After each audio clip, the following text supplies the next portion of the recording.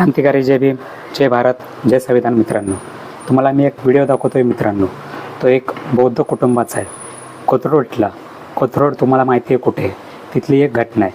ही घटना काही साधी सिंपल होती घटना. मित्रांनो, हे त्यांचा सोसायटीचा वाद होता.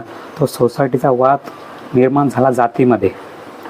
जी मराठा समाजातली बाई आहे तिला मी कुठल्याही समाजातली म्हणणार नाही, कारण एका बाईमुळे पूर्ण समाज हा अपमानित होतो. म्हणून मी पूर्ण समाजाला दोष देणार नाही की एक जातीवादी बाई आहे, ती बाई सगळ्या बौद्ध कुटुंबांना बोलते की हां मी केलं आहे, जे काय केलं आहे मी केलं आहे, तुम्ही घाणीतले लोक, तुम्ही घाणीतच मरणार, तुम्ही असाच आहेत, तुमची लायकीच नाही, तुम्हाला घाणीतच जगायची सवय झाली आहे, तुम्ही घाणीतच मरणार. आणि शेवटी त्यांना धमकी देखील देते की मी तुम्हाला मारायला पोरं आणणार, पोरीही नाही पोरं आणणार, कोणाला मारायला, पोरींना मारायला पोरं आणणार. तर तिने आणले देखील आणि ते मारामारी झाली देखील. त्या पोरांनी पोरींना मारलं आणि त्यामध्ये एक प्रेग्नेंट म्हणजे गर्भवती मुलगी पण होती. त्या मुलीला देखील मारण्यात आलं. पाहू शकता, हा अन्याय अत्याचार आत्ता चालला आहे 21व्या शतकामध्ये, जो 2026 चालू आहे. तरीही जातीवाद हा संपलेला नाही आहे. मित्रांनो, तुम्हाला हा व्हिडिओ दाखवतोय मी. हा व्हिडिओ जास्तीत जास्त शेअर करा, एवढंच मी तुम्हाला सांगू इच्छितो. तर बघा तुम्ही हा व्हिडिओ. सरळ म्हणताय तुम्ही महारा मागायच्या आहेत, घाणीतले किडे आहेत. हल्ली 2 महिन्याची प्रेग्नेंट आहे. कपडे फाडून तिच्या पोटात लात घातली. त्यांना सांगितलं होतं की हे बघ माझ्या पोटात बाळे, मला नको मारू म्हणून, तरी पण त्यांनी मला खूप मारलं. माझ्या महारा मागाच्यानं तुमच्या आईचे नवरे आणलेत आता तुमच्यावर उडवायला. अक्षरशः आम्ही त्या चौकी समोर पेट्रोल ओतून घेतलं. तिथलं माचीस वडणार की तेव्हा मग पोलिसांची पळापळ आम्हाला धरतात. माझं पुणे शहरातील सर्व आंबेडकरी संघटनांना एक आव्हान आहे की हे कुटुंब जे आहे ते अत्यंत भयभीत झालेलं आहे आणि पोलीस त्यांना सहकार्य करत नाही. गुन्हा दाखल करण्यासाठी त्यांना अंगावरती पेट्रोल ओतून घ्यावं लागलं, तेव्हा ते कुठेतरी गुन्हा दाखल केला. जय भारत, जागृती न्यूजमध्ये आपल्या सर्वांचं स्वागत आहे. दर्शक हो, आम्ही आता कोथरूड परिसरामध्ये आहोत आणि कोथरूडमधील सहाय्यक पोलीस आयुक्त कार्यालयाच्या समोर आहोत. हे पीडित कुटुंब आहे. या कुटुंबावरती जो अन्याय झालेला आहे त्या अन्यायाच्या संदर्भामध्ये हे पीडित कुटुंब न्याय मागण्यासाठी या ठिकाणी आलेलं आहे. शेवटी ह्यांच्यावर ज्या लोकांनी मारहाण केली, जातीवाचक शिवीगाळ केली, त्यांच्यावरती गुन्हे दाखल करण्यासाठी त्यांना स्वतःच्या अंगावरती पेट्रोल ओतून घ्यावं लागलं, तेव्हा त्यांच्यावरती ते गुन्हे दाखल झालेले. ते आता माझ्यासोबत आहेत. नेमकं काय घडलं, काय प्रकार आहे, त्यांच्याकडनं आपण जाणून घेऊया. तर काय सांगाल तुम्ही की तुम्ही ज्या लोकांनी म्हणजे मारहाण केली, जातीवाचक शिवीगाळ केली, त्यांच्यावरती गुन्हे दाखल करण्यासाठी तुम्हाला स्वतःवरती पेट्रोल ओतून घ्यावं लागलं, म्हणजे नेमका प्रकार काय घडला, ते काय झालं? आमच्या इथं 4 तारखेला रात्री 9 वाजता किरकोळ वाद झाला होता सोसायटीवरून की आमच्या इथं पाणी बंद केलं होतं, लाईट बंद होत्या, लिफ्ट बंद केल्या होत्या. त्यासाठी माझी जाऊ त्या खाली मीटिंग ठरली होती सगळ्यांची. मीटिंगमध्ये त्यांनी बोललंय की लाईट बंद आहे, पाणी बंद आहे, लिफ्ट बंद आहे. का बंद केली? पैसे तर आम्ही दिलेले आहेत मेंटेनन्सचे सगळे, मग बंद का केली? तुम्ही सगळे खाली राहता, मी 11वर राहते, 12 मजली बिल्डिंग आहे. माझ्या दिराचं ऑपरेशन झालेलं आहे हार्टचं, त्यांना जास्त वरती चढवणं वगैरे ते होत नाही. मग ते विचारण्यासाठी कुणाला पण राग येईल, 5-6 दिवस लाईट बंद, पाणी बंद करणार कसं, म्हणून मी त्या विचारायला गेल्या होत्या. ते विचारायला गेल्यानंतर त्याच्या दुसऱ्या दिवशी संध्याकाळी त्या पूनम मुळूक या बाईनी व्हॉट्सअपला जो आपल्या बिल्डिंगचा ग्रुप आहे त्याच्यावर मेसेज टाकला. काय फालतूगिरीचे बोलतात, फालतूगिरीचे प्रश्न विचारतात, जिथं नाही तिथं वेळ आहे बरोबर ह्यांना. मग फालतू कोणाला म्हणले? मग ती आल्यानंतर तिला यांनी विचारलं की बाई तू फालतू का असा शब्द कुणाला बोलली तू? तर ती डायरेक्ट म्हणली हा तुमच्या तिघींनाच म्हणले मी फालतू. मग असं बोलल्यामुळं तिथं वादिवाद झाला, त्याच्यात आमची मारामारी पण झाली. ते झाल्यानंतर तिनं कंप्लेंट केली, आम्ही पण गेलो चौकीला, आमची क्रॉस कंप्लेंट झाली. तिथं क्रॉस कंप्लेंट झाल्यानंतर त्यांनी आम्हाला समज दिला, दोघांना समज दिला आणि घरी पाठवून दिलं. तिने आम्हाला चौकीच्या बाहेर धमकी दिली होती की तुम्हाला रात्रभर झोपून देणार नाही आणि मुलं मारायला आणणार आहे म्हणून चौकीत. त्यामुळे आम्ही पहिले ते कंप्लेंट द्यायला गेलतो ना, तेव्हा त्या कंप्लेंट मध्ये आम्ही लिहिलेलं पण होतं की तिने आम्हाला अशी धमकी दिली म्हणून मारायचे रात्रीचे. त्यानंतर आम्हाला पोलिसांनी परत घरी पाठवलं. घरी आल्यानंतर मग रात्री 1:30 वाजता आम्हाला घरी येताच 12:30-1 वाजला होता. त्यानंतर मग मी माझं जावंच होतं 3ऱ्या मजल्यावर आम्ही जेवायला गेलो सगळेजण, मी माझ्या मुली. तर तिथं आमचं जेवण वगैरे झालं, 2-2:15 वाजले होते. त्या टायमाला आम्ही बाहेर लिफ्टपाशी आलो दारामध्ये. तर लिपाशी आलेला असताना तिची आई आली बोलायला की जे काय झालं ते नाही का बरोबर नव्हतं व्हायला पाहिजे ना, असं चुकीचं आहे. आम्ही असं बोलत असताना तिने त्या मुलांना बोलवून आणलं मारायला. डायरेक्ट ते लिफ्टच्या बाजूने जिना आहे शिडी, तिथून जिन्यातून आले डायरेक्ट मारायला सुरू केलं आम्हाला. त्या मुलांनी मारायला सुरू केलं. ते पुन्हा मुलं काय ते तिच्या ओळखीचे कोणी मुलं आणले होते मारायला. त्यांनी मग मारून मग आम्हाला मारल्यानंतर मारायला आली त्यावेळेस मी, माझ्या मुली लहान आहेत म्हणून मी काय केलं, माझ्या मुलींना घरात ढकललं आणि दरवाजा लॉक केला. मग आम्ही पळत सुटल्यानंतर खालच्या साईडला पार्किंगला जावं म्हणून खाली पळायला गेलो, तर खालच्या साईडला पण मुलं होती. मग आम्ही 4थ्या मजल्यावर पळवलं जिन्यानी. पोरं मागणं येत होती मला, जिन्यात त्यांनी ढकलून दिलं पोरांनी. मी 3ऱ्यावरून खाली पडले जिन्यानी आणि ह्या 4थ्यावर पळत गेला, ह्या आणि यांची मुली, त्या 2 मुली आहेत त्यांच्या. पळत सुटल्यानंतर त्यांनी 4थ्यावर गाठलं आणि त्याच्यामधला एक मुलगा तो खूप असा डेंजर होता, जाड बाकीची होती किरकोळ मुलं, पण एक होता तो खूप डेंजर. त्यांनी यांना तोंडावर बुक्का मारला आणि खाली ढकलल्यानंतर पोटात पाय देऊन जातीवरून की महारा मागच्यानो तुमच्या आईचे नवरे आणलेत, ती शिव्या देऊन सांगत होती ह्यांना, म्हणजे आम्हाला, तुमच्या आईचे नवरे आणलेत आता तुमच्यावर उडवायला. तुमचं ना म्हणले जात काय महाराजांनो, तुम्ही नालीतले किडे आहेत आणि तुम्हाला मी असंच मारणार, तुमचं जगणं मुश्किल करतो असं म्हणून मारत होते. आणि या माझ्या जावाची मुलगी आहे, तिचे कपडे फाडले, अक्षरशः हिचं पण कपडे फाडले. 2 महिन्याची प्रेग्नेंट आहे, कपडे फाडून तिच्या पोटात लात घातली. त्यांना पण खाली पाडून छातीत बुक्की घालून पोटात लाता घातल्या. एवढ्यावरच नाही थांबले तर आता कुठे जाताल, आज तुमचं सांगतो, तुमचं जगणं म्हणजे तुम्हाला कुठलंच ठेवणार नाही, तुम्ही घाणीत जन्माला आला आणि घाणीतच मरणार, हे बोलून मारत होते. ह्यांना मारायला लागले की माझे मिस्टर खाली कामावरून आले होते, आवाज आला म्हणून पळत जिन्यानी वर आले की अरे का मारताय म्हणून, का मारताय त्यांना. आणि माझ्या पुरीच्या म्हणजे ह्या जावाच्या पुरीच्या 4 जण अंगावर गेले होते. त्यांच्या अंगावर गेल्यानंतर माझा नवरा मध्ये पडला की तिला मारू नका म्हणून, तिला ढकललं बाजूला. तिला ढकलण्यात माझ्या नवऱ्याला मारलं त्यांनी. मारल्यानंतर 4थ्या मजल्यावर ऑलरेडी त्यांनी लाईट घालवलेली होती, अंधार होता तिथं. त्याच्यात त्यांनी त्यांच्या डोक्यात पण मारलं, पण बंदुकीचा फटका सुद्धा उलटा मारला धाक दाखवायला. आणि ते 4-5 जण ते होते, माझा एकटा नवरा कुणाला आवरणार. मग ह्यांना पळवलं, ह्या दोघींना पळत जा म्हणून, मदत मागा कोणीतरी येईल म्हणून, कारण त्यांच्या मागं जे पोरं होते त्यांच्या मागं 2 पोरं कोयते काढले त्यांनी. मग ह्या जीव वाचवण्यासाठी 4थ्या मजल्यावर पूनम शिंदे म्हणून घर आहे त्यांचं, कोणच नाही, जी पूनम मुळूक आहे ना तिच्या शेजारी शिंदे म्हणून काय त्यांचं नाव आहे, शशिकांत शिंदे, त्यांचं अख्खं पूर्ण कुटुंब घराच्या बाहेर आलं होतं आणि फक्त तमाशा बघत होता आम्हाला मारताना, पण मदतीला नाही आलं आमच्या. पूनम शिंदे त्यांचा, ह्यांनी दरवाजा झाला, पूनम दार उघड, आम्हाला पोरं मारायला. त्यांनी 2 मिनिटात दरवाजा उघडला आणि ह्यांना आत वडून घेतलं. ते आत वडल्यानंतर ती पोरं तिथं माझ्या नवऱ्याकडे फिरली मारायला. मग त्यांना बंदुकीचा फटका मारल्यानंतर त्यांना वाटलं आता हे कोयते मला मारतील म्हणून त्यांनी धक्का दिला आणि दुसऱ्या गेटनी दुसऱ्या जिन्यानी कसं गोल फिरून दुसऱ्या जिन्यानी पळत सुटले जीव वाचवण्यासाठी. पळत सुटल्यानंतर त्यांनी भेटेल ते फेकून मारत होते, स्टँड सुद्धा. आणि या वेळेस मला जिन्यातनं ढकललं होतं, माझ्या पुरी खाली होत्या, मला वाटलं आमचा आवाज पुरी बाहेर येतील म्हणून मी खाली जिन्यातून खाली गेली होती ढकलले तेव्हा. तिथून मी पोलिसांना मी स्वतः फोन केलेला आहे 112ला. त्याच्यानंतर ह्यांनी पण 112ला फोन केला, माझ्या नवऱ्याच्या फोनवरून पण केला, पण त्यावेळेस आम्हाला मदत भेटली नाही, पोलिस आलेच नाही.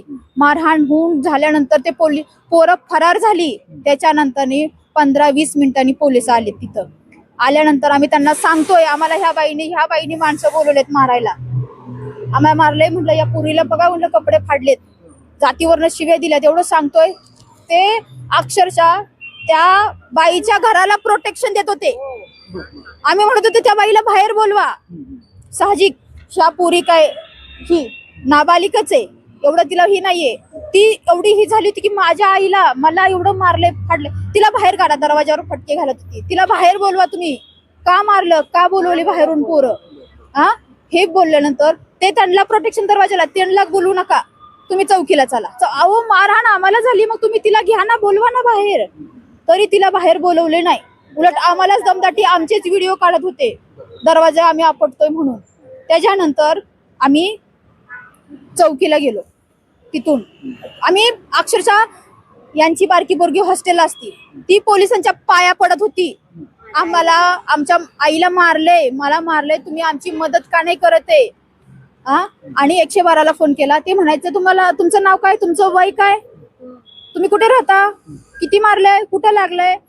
अशा वेळी त्यांनी काय करायला पाहिजे होतं? डायरेक्ट तिथं येऊन आम्हाला मदत करणं गरजेचं होतं ना. हे फक्त प्रश्न ते विचारत होते. मग तुम्हाला ॲम्ब्युलन्स पाठवू का? ते तर आलेच नाहीत. त्याच्यानंतर आम्ही चौकीला गेलो. चौकीला गेल्यानंतर आम्ही ते काय म्हटले, भारजात पोलिस आता इथं नाही आहेत, तुम्ही कर्वेनगर पोलीस स्टेशनला जा, तिथं तुमची घेतील. आम्ही तिथून कर्वेनगरला गेलो. कर्वेनगरला गेल्यानंतर म्हटलं आम्हाला इथं पाठवलंय, आम्हाला FIR करायची आहे, आम्हाला केस करायची आहे. तर ते काय म्हटले, इथं होऊ शकत नाही. म्हटलं आम्हाला इथं पाठवलंय, म्हटलं एवढं मारलंय, म्हटलं ह्यांना चक्कर येते, तोंड सुजलंय, त्या पुरीचा चेहरा बोच करलाय. म्हटलं नाही घेतच. आम्ही व्हिडिओ चालू करूया. मग का घेत नाही आम्हाला कारण सांगा, का घेणार नाही म्हणून. मग तसं आम्ही सांगू म्हटलं मग तिथं तुम्ही घेतली नाही म्हणून. तर त्या पोलिसांनी FIR घेतली नाही, काही नाही. व्हिडिओ चालू केल्यानंतर म्हणजे ठीक आहे तुम्ही या आतमध्ये, व्हिडिओ बंद करा, आम्ही घेतो तुमची तक्रार. तसं केल्यानंतर आम्हाला आतमध्ये बोलवलं. आतमध्ये गेल्यानंतर त्यांनी फक्त ह्यांना मेडिकलचा कागद लिहून दिला ससूनचा. याच्या व्यतिरिक्त काही केले नाही, ऍक्शन काहीच घेतली नाही. परत तिथून आम्ही पहाटे 4 वाजता ह्यांना ससूनला पाठवलं, त्यांना त्रास होत होता म्हणून. त्याच्यानंतर आम्ही वारजेला गेलो. वारजे चौकीत बसून कुणीच काही केलं नाही, कोणी ऍक्शन घेतली नाही, काही नाही, बसवून ठेवलं आम्हाला. आम्ही तिथं दुसऱ्या सकाळी पहाटे 4 वाजेपासून चौकीला होतो. आम्ही संध्याकाळपर्यंत तिथं बसून होतो की आमची तक्रार घ्या. आता तुम्ही एवढं तुमच्या मारहाण झाली, तुम्हाला जातीवर शिवगाळ केली, बुक्यांनी मारलं, तरी एवढं म्हणजे त्या बाईमध्ये एवढं काय आहे की तिच्यावरती ऍक्शन घेतली? तिचा जो नवरा आहे हनुमंत मुळूक, तो रेकॉर्डवरचा गुन्हेगार होता, तो वारलेला आहे, मेलेला आहे. त्यांच्या जे रेकॉर्ड आहेत म्हणजे गुन्हेगारांबरोबर, ते गुन्हेगारांचे कॉन्टॅक्ट वापरून ही बाई त्रास देते आम्हाला. म्हणजे ही किरकोळ भांडणं होती, तिनं पर्सनल घेऊन, म्हणजे जातीवरून, ते मनात आम्हाला ती पहिल्यापासूनच तशी करत होती, जातीवरून हे करायची आमच्या लेकरांना, आम्हाला सुद्धा. पण त्या दिवशी तिनं खूपच हाती केलं. आणि आम्ही हे सांगितलं सुद्धा पोलिसांना, तुम्ही तिची चौकशी करा, तिच्याकडे म्हणलं तुम्ही तिचं रेकॉर्ड करा फोनचे पूर्ण, कॉन्टॅक्ट मध्ये आहे ती, पोलीस पोरांना बोलवून एवढं करू शकते. ते स्पष्ट पोलिस म्हणतात की बाई आहे ती, पोरांना कशी बोलवू शकते, ती पोरांना बोलवू शकत नाही. अहो म्हटलं आमच्या समोर झालेलं आहे म्हटलं. तरी त्यांनी काही ऍक्शन घेतली नाही. त्यांना पण बोलवून घेतलं, तिथं बसवलं. आम्हाला फक्त बोलवून घ्यायचे, चौकीत बसून घ्यायचे, फक्त बसून ठेवायचे. सकाळी आलेलो बिना आणा पाण्याचा आम्ही चौकीत 8, 9, 12 वाजेपर्यंत बसायचो. अक्षरशः आम्ही वैतागलो. माझी लेकरं आजारी होती, ती बाई आजारी पडली, घरात तिला ह्या बाईला सुद्धा, माझ्या सासूबाईंना मारलं. त्यांचं तर अंगात जीव पण नाही एवढा. आधीच त्यांचं ऑपरेशन झालेलं आहे, त्यांना पायाने चालतात, ढकलून दिलं त्यांना. झोपून घरात माझी पोरगी तापीने फणफणली, ते घेऊन आम्ही चौकीला बसलो होतो. तरी आमच्यावर किवदया केली नाही ह्यांनी. आम्ही 5 तारखेपासून ते 13 तारखेपर्यंत फक्त आम्हाला चौक्या फिरवत होते. या चौकीला जा, त्या चौकीला जा. क्षेत्रीय कार्यालयामध्ये पण पाठवलं, त्या साहेबाला जाऊन भेटा म्हणून. मग आम्हाला इतका त्रास व्हायला लागला, आमची सहनशक्ती संपली. अक्षरशः आम्ही त्या चौकीसमोर पेट्रोल ओतून घेतलं की बास, आता म्हणजे आमच्यामध्ये कॅपॅसिटीच राहिली नाहीये. किती न्याय मागायचा. मारहाण आम्हाला झाली, तुम्ही आम्हालाच पळवताय. तिला तर बोलवूनच घेतलं नाहीये, तिला तुम्ही काही विचारलं, उलट आम्हालाच विचारपूस करताय तुम्ही. पेटवून घेतलं, माचीस वडणार की तेव्हा मग पोलिसांची पळापळ आम्हाला धरतात. का तर आम्ही मेन रोडला उभं राहिलो होतो. मेन रोडला उभं राहून पेट्रोल ओतून घेतलं. तेव्हा त्यांनी आम्हाला धरून आतमध्ये नेल्यानंतर तेव्हा त्यांनी FIR घेतली. FIR घेतल्यानंतर काहीच उपयोग नाही. FIR झाल्यानंतर सुद्धा मुलं येत होती तिथं. दर्शक हो, आपण बघू शकता की महाराष्ट्रामध्ये देवेंद्र फडणवीस मुख्यमंत्री आहेत आणि कोथरूड परिसराचे जे आमदार आहेत हे चंद्रकांत पाटील आहेत, आणि जे खासदार आहेत मुरलीधर मोहोळ या परिसरामध्ये राहतात. जे भाजपचे 2 जे आमदार आणि खासदार आणि मंत्री या परिसरामध्ये राहतात, त्या परिसरामध्ये सर्वसामान्य नागरिकांची अशी अवस्था आहे. तर बघूया अजून त्यांचं काय म्हणणं आपण जाणून घेऊया. ती डायरेक्ट आम्हाला FIR झाल्यानंतर पण धमक्या देती, सरळ ते साहेबांचं नाव घेते, मुरलीधर साहेबांचं. आम्ही मॅडमला सांगितलं, या ACP मॅडमला सांगितलं आणि सारखं सांगतोय की सरळ ती मुरली साहेबांचं नाव घेते, मुरलीधर साहेबांचं, की त्यांचा हात आहे आमच्या डोक्यावर. त्यांना सांगितलंय, त्यांनी अख्ख्या पोलीस मॅनेज केलेत, कुठं पुण्यात कुठल्या चौकीला जा, कुणीच काय वाकडं करू शकत नाही माझं, हे बोलते. मग आम्ही कसं पोलिसांवर विश्वास ठेवायचं? आम्ही हे पोलिसांना सांगतात, पोलीस आम्हालाच म्हणतात तुम्ही त्यांची नावं घेऊ नका. अहो मॅडम, म्हटलं आम्ही नावं नाही, तो आरोपी जी आहे ती स्पष्ट त्यांचं नाव घेते. ते साहेब कुठं राहिले म्हटलं, ती स्वतः नावं घेते त्यांची. मग आम्हाला वाटणारच ना म्हटलं, तुम्ही आम्हाला नुसतं पळवताय, आम्हाला त्या बाई सरळ पोरं आणून अजून धमके देते, आमच्यावर गुंडागिरी करते. तिथं जेवढे आम्हाला साक्ष द्यायला होते, बघितले ज्यांनी मारले त्यांना सुद्धा धमके दिलेत की साक्ष द्यायला जायचं नाहीये म्हणून. एकही येत नाही म्हटलं साक्ष द्यायला. हा, मग तुम्ही का म्हणून त्यांना अटक का नाही करत आहे? उद्या जर आम्हाला कुणाला जास्त कमी झालं, हा, कुणाला गाठून मारलं, आमचे नवरा आहे एकतर साहेब, माझा नवरा ड्रायव्हर आहे, घरी नसतात 4-4, 5-5 दिवस, अपरात्री कधी पण 12, 2, 2:30 वाजता असे येतात. जर ह्या पोरांनी खाली बिल्डिंग मध्ये मारून, ते बंदुकी आणू शकतात, कोयते आणू शकतात. उद्या जर माझ्या नवऱ्याला जीवच मारला तर हे घेतील जबाबदारी, स्पष्ट म्हणतात आम्ही जबाबदारी घेणार नाही. हा, मग तुम्ही तिला अटक का नाही करत? आमचं हे म्हणणं आहे. ही एक ताई आहे, ही 2 महिन्याची बरोबर आहे, हिला पण मारहाण करण्यात आली. तिचं काय म्हणणं आहे, म्हणजे नेमकं काय घडलं होतं तिच्याकडनं जाऊन घेऊ आपण. बोलणं चाललं होतं मम्मीचं आणि त्यांचं. तर मी 3ऱ्या मजल्यावरती खाली माझ्या चुलतीपाशी बसले होते, तर मला आवाज आला त्यामुळे मी वरती गेले, तर ते मुलं डायरेक्ट अंगावर आले आणि ती ज्या बाईने बोलवलं होतं ती डायरेक्ट बोलली हिला पण मारा, हिचे पण कपडे फाडा, म्हणून त्यांनी डायरेक्ट माझं शर्ट इथं धरलं. त्यांनी मला खूप जोरात ओढलं, माझं पूर्ण इथनं शर्ट वगैरे फाटले होते, माझे कपडे इथून पण फाटले होते, पण तरी पण त्यांनी त्यात थांबले नाही. ते बोलले की तिला मारा, ती बोलली मारा, तर त्यांनी खूप मारलं म्हणजे आम्हाला सगळ्यांनाच. आणि मला पण खूप लाथा वगैरे मारले. त्यांना माहिती, मी त्यांना बोलले नका मारू दादा, थांब वगैरे, पण तरी पण त्यांनी काहीच ऐकलं नाही. त्यांनी त्यांना सांगितलं, आणि आधी पण आमचं बोलणं झालं होतं चौकीत सुद्धा, त्यांना सांगितलं होतं की हे बघ माझ्या पोटात बाळे, मला नको मारू म्हणून, तरी पण त्यांनी मला खूप मारलं, माझ्या पोटात लाथा घातल्या, मला पाटणीत मारलं, माझे कपडे पण फाडले. आणि तुम्ही संघर्ष करताय, लढाई करताय, आता तुमचं पुढचं काय पाऊल असणार आहे? आम्ही आता इथं आमरण उपोषण करणार आहे, कारण आम्हाला कुठलंच म्हणजे काहीच पर्याय सोडला नाही यांनी. किती आणि काय न्याय मागायचा आम्ही? अक्षरशः रडकुंडी आलोय. आमची लहान लेकरं, आम्ही आता 2 लेकरं आम्ही घरी पाठवलेत. किती यांच्यापाशी आम्ही हे करायचं? काय चुकी आमची? आम्ही अनुसूचित जातीचे म्हणून सहन करायचं? सरळ म्हणताय तुम्ही महारा मागायच्या आहेत, गहाणीतले किडे आहेत, मग चुकी काय आहे आमची? यांना सांगितलं तर हे ऍक्शन घेत नाहीत. कुणाला मागायचं आम्ही न्याय? मग उलट आम्हालाच दमदाटे करताय तिथं. तुमची लायकी नाही म्हणतात तिथे राहायची, तुम्हाला राहू देणार नाही, मग आम्ही यांनाच मागणार ना आम्हाला संरक्षण. मॅडम डायरेक्ट म्हणतात मग आम्ही तुमच्यासाठी तिथं गाडी पाठवू का? गाडी ठेवा की आम्ही तुम्हाला तुमच्यासाठी, की आता तुम्हाला संरक्षणच पाहिजे. मग म्हटलं तुम्ही जबाबदारी घ्या, तुम्ही काही ऍक्शन घेऊ शकत नाही ना. तुम्ही काय म्हणता आमचा तपास चालू आहे. जर तुमचा तपास चालू असतानाच आम्हाला काय झालं? आमच्या हातावरचं पोट आहे, कष्ट करू तेव्हा खातोय. कष्ट करायला गेलो, लेकरांना जर काही जास्त कमी झालं तर कोण काय करणार आहे मला सांगा ना. त्यात मॅडम पण म्हणतात, ACP मॅडम म्हणतात की आम्ही जबाबदारी घेऊ शकत नाही, तुम्ही बाहेर कुठे पण जाताल, काय झालं तर मग आम्ही काय तेच करू का? कुणाला मागायचं मग आम्ही? माझं पुणे शहरातील सर्व आंबेडकरी संघटनांना एक आव्हान आहे की हे कुटुंब जे आहे ते अत्यंत भयभीत झालेलं आहे आणि यांच्यावरती पोलीस कुठलीच त्यांची तक्रार म्हणजे त्यांना सहकार्य करत नाही. गुन्हा दाखल करण्यासाठी त्यांना अंगावरती पेट्रोल ओतून घ्यावं लागलं, तेव्हा ते कुठंतरी गुन्हा दाखल केला आणि गुन्हा दाखल झाल्याच्या नंतर जे आरोपी आहेत त्यांना अटक केली जात नाही. आंबेडकरी चळवळीतील संघटनांना, नेत्यांना एक आव्हान आहे की ह्या कुटुंबाला संरक्षण देण्यासाठी कार्यकर्त्यांनी यांच्याशी संपर्क साधावा. खाली नंबर देणार आहे, त्या नंबरवरती संपर्क साधून यांना जशी होईल तशी मदत करण्याचं मी आवाहन करतो. धन्यवाद. बघितला का मित्रांनो व्हिडिओ? हा व्हिडिओ जास्तीत जास्त करून शेअर करा मित्रांनो. सगळ्या महाराष्ट्रातील आणि महत्त्वाचं म्हणजे महाराष्ट्राचे मुख्यमंत्री देवेंद्र फडणवीस साहेब यांच्याकडे पोहोचला पाहिजे. कारण आत्ताही या युगामध्ये 21व्या शतकात देखील हा जातीवाद किती चरणावर आहे तुम्ही पाहू शकता मित्रांनो. जातीमध्ये वाद निर्माण होत आहे. खूप खूप अवघड परिस्थिती या देशाची, या राष्ट्राची, या महाराष्ट्राची, या शहराची. खूप म्हणजे खूप वाईट परिस्थिती आहे. जर आपल्याला एकत्र यायचं असेल तर जात प्रथमतः आपण सोडली पाहिजे आणि समानता ही आपण आपल्यामध्ये रुजवली पाहिजे, एवढंच मी सांगू इच्छितो.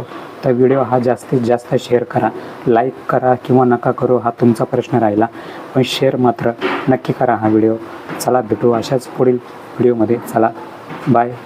जय भीम, जय भारत, जय संविधान.